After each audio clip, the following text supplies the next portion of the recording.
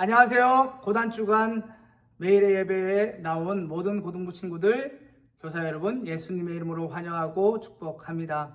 오늘은 고단주간 두 번째 시간입니다. 정말 오늘 말씀을 통해서 하나님의 은혜와 놀라운 사랑을 조금 더 알아가는 시간 되기를 간절히 소원합니다. 그리고 혹시 성경책이 없거나 한 친구들은 성경책을 가져오길 바라고, 그리고 은혜를 사모하며 잠깐 기도하고 말씀 앞에 나아가 보기를 간절히 소원합니다.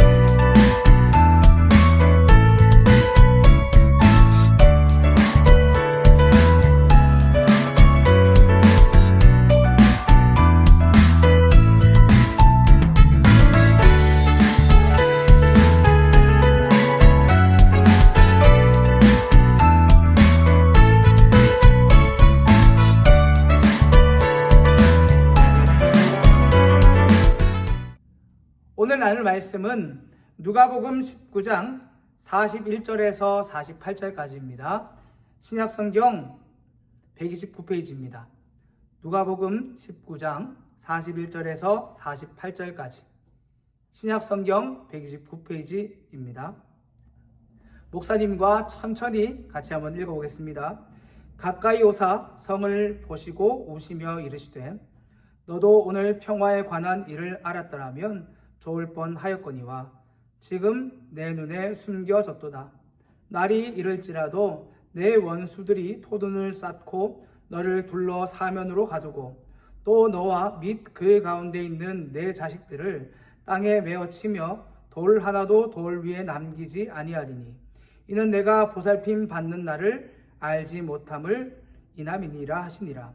성전에 들어가사 장사하는 자들을 내쫓으시며 그들에게 이르시되 기록된 바 내 집은 기도하는 집이 되리라 하였거늘 너희는 강도의 소굴을 만들었도다 하시니라.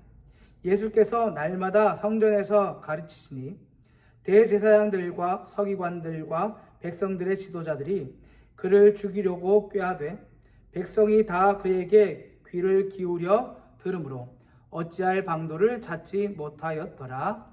아멘. 이 말씀을 통해 예수님의 눈물이란 제목으로 말씀을 나누려고 합니다. 예수님께서는 우리를 구원하시려고 예루살렘에 정말 입성하셨습니다. 예루살렘에 입성하셔서 가장 먼저 한 일이 무엇인지 아십니까? 바로 예루살렘 성전을 향해 가신 것입니다. 예루살렘 성전은 당시 유대인들이 하나님 앞에 제사드리던 그런 장소였습니다. 지금으로 치면 우리가 하나님 앞에 예배드리던 그런 장소가 성전이었다는 겁니다. 예수님께서는 그 성전을 향해서 가장 먼저 가셨는데 그 성전에 가까이 왔을 때 예수님께서 어떻게 하셨는지 아십니까? 많이 우셨습니다. 41절 함께 읽겠습니다. 시작. 가까이 오사 성을 보시고 우시며. 예수님은 이 성이 가까이 왔을 때에 많이 우셨습니다. 왜냐하면 이 성전이 많이 부패했기 때문이고 하나님께서 원하시는 모습이 아니었기 때문에 그렇습니다. 그리고 그런 모습들 때문에 하나님께서 결국은 이 예루살렘 성전을 무너뜨리기로 작정하셨습니다. 예수님은 이 모든 것을 아셨기 때문에 지금 이 성전을 보고 울고 계신 겁니다. 예수님은 성전에 가서 가장 먼저 하신 일이 있습니다. 그 일이 무엇이냐 하면 그 성전이 깨끗해질 수 있도록 거기서 정말 마음 아픈 일을 하는 사람들을 내어 쫓으신 겁니다. 우리 45절의 말씀을 같이 읽어봅시다. 시작. 성전에 들어가사 장사하는 자들을 내쫓으시며 성전에 장사하는 사람들이 있었습니다. 이것은 우리가 생각하는 그런 장사와는 다릅니다. 당시에 하나님 앞에 제사 드리러 가려면 어떻게 해야 되냐 하면 자기가 가축을 가지고 와서 하나님 앞에 제사를 드려야 했습니다. 근데 집이 아주 먼 사람들은 어떻게 해야 되겠습니까? 가축을 멀리서 가져올 수 없습니다. 그래서 돈으로 바꾸어서 성전 근처에서 이것을 사서 또 하나님 앞에 드려야 했습니다. 하나님께서는 이거를 허용하셨습니다. 그런데 시간이 한참 지나다 보니 이것을 돈벌이로 생각하는 사람들이 생겨난 겁니다. 근데 그 사람들이 다른 사람들이 아니라 당시 예루살렘 성전을 다스렸던 대제사장들 무리였습니다. 그러니까 예수님은 이걸 보면서 너무나 마음이 아프셨던 거죠. 근데 원래 이 성전이 어떤 곳이어야 되는가 하면 46절입니다. 시작. 그들에게 이르시되 기록된 바 내 집은 기도하는 집이 되리라 하였거늘 너희는 강도의 소굴을 만들었도다 하시니라. 원래 이 예루살렘 성전은 하나님 앞에 제사 드리고 상한 영혼들이 와서 기도하는 장소가 되어야 했는데 어느 순간 사람들의 생각에는 이곳에서 어떻게 하면 돈을 벌 수 있을까 하는 그런 장소가 되어버린 겁니다. 그래서 예수님은 이 예루살렘 성전을 보고 너무나 마음 아파하셨고 거기서 장사하는 사람들의 상도 뒤엎고 돈을 바꿔준 사람들을 쫓아내기도 하고 그렇게 하셨던 겁니다. 예수님께서 이 정도 하셨으면 거기 있는 사람들이 예수님의 말씀을 알아듣고 회개하고 하나님께 돌아오면 얼마나 좋겠습니까? 그런데 그렇게 하지 않았습니다. 47절에서 48절 한번 볼까요? 시작. 예수께서 날마다 성전에서 가르치시니 대제사장들과 서기관들과 백성들의 지도자들이 그를 죽이려고 꾀하되 백성이 다 그에게 귀를 기울여 들으므로 어찌할 방도를 찾지 못하였더라. 아멘. 예수님께서 이 정도 말씀을 해주셨으면 그 가르침을 들었으면 그 당시에 사람들이 주님께 돌아와야 하는데 오히려 예수님을 죽이려고 하는 사람들이 있었다는 겁니다. 그것이 너무나 마음 아픈 일이죠. 그래서 예수님은 이 성전을 보고 눈물을 흘리셨던 거고 하나님은 이 성전을 보고 무너뜨려야 되겠다 하는 생각을 하신 겁니다. 그런데 예루살렘 성전이 무너져도 하나님께서는 우리에게 새로운 소망을 주셨습니다. 그게 뭔지 압니까? 바로 우리에게 성령을 보내주셔서 우리가 성전이 되게 하시는 것입니다. 우리 고린도전서 3장 16절을 같이 한번 볼까요? 고린도전서 3장 16절입니다. 같이 한번 읽겠습니다. 시작. 너희는 너희가 하나님의 성전인 것과 하나님의 성령이 너희 안에 계시는 것을 알지 못하느냐?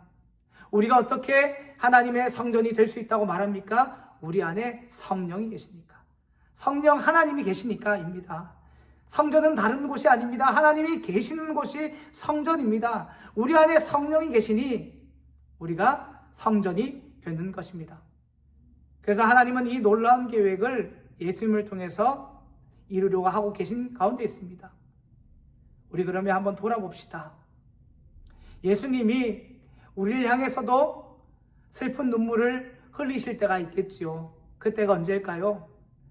예수님께서 아무리 말씀하셔도 이 교회가 그 말씀을 못 알아들을 때, 내가 널 위해 십자가에 달려 돌아갔는데도 그 사랑을 우리가 모르고 살아갈 때, 그것이 괜찮다고 여기며 살아갈 때, 죄를 지으면서도 그 죄가 괜찮다고 여기며 살아가는 우리의 모습을 보고 예수님은 눈물 흘리실 것입니다. 그러니 간절히 소원합니다. 저와 여러분이 정말 하나님 앞에서 정결한 모습으로 나아가는 삶들이 되면 좋겠고 예수님께서 우리에게 주신 이 은혜를 더 깊이 묵상하고 간직하고 하나님의 영광을 사는 삶이 되기를 간절히 소원합니다. 할렐루야. 아멘. 우리 이 시간 함께 기도하겠습니다. 이 시간 기도할 때에 하나님 내게 정결한 마음을 허락하여 주옵소서. 내가 하나님의 성전인데 주님 죄에서 멀어지게 하여 주시고 죄를 깨닫게 해달라고 그렇게 기도하시고, 또 하나님 내가 평생에 하나님과 동행하는 삶이 될 수 있게 도와달라고 이 두 가지를 놓고 함께 기도하겠습니다. 하나님 아버지 감사합니다. 이 시간도 은혜를 사모하며 나아갑니다. 성령 하나님께서 우리의 심령 하나하나 만져주셔서 아버지 죄에서 떠나는 우리의 삶이 되게 도와주셔서, 하나님 내가 이 시간 아버지 내가 성전인 줄 알게 되었습니다. 그러나 당시에 유대인들이 그 성전을 정말 자신의 아버지 주님 욕심으로 아버지 주님 이용했던 것처럼, 하나님 나도 하나님과 상관없이 그냥 살고 있는 삶이 될까봐 두렵습니다. 하나님께서 날마다 우리에게 은혜를 베풀어 주셔서 정말 주님과 동행하는 삶이 될 수 있도록 역사하여 주시고, 특별히 우리 모든 고등부 학생들에게 하나님의 꿈과 비전 허락하여 주셔서 그렇게 동행하는 삶이 되게 도와주시고, 평생에 하나님의 영광을 회상하는 삶이 될 수 있도록 주님 역사하여 주시고, 이 고난 주간을 지나면서 정말 주님의 은혜가 내 것이 되는 시간 될 수 있도록 주님 역사하여 주시옵소서. 이 모든 말씀 우리 예수 그리스도를 받들어 감사기도입니다. 아멘.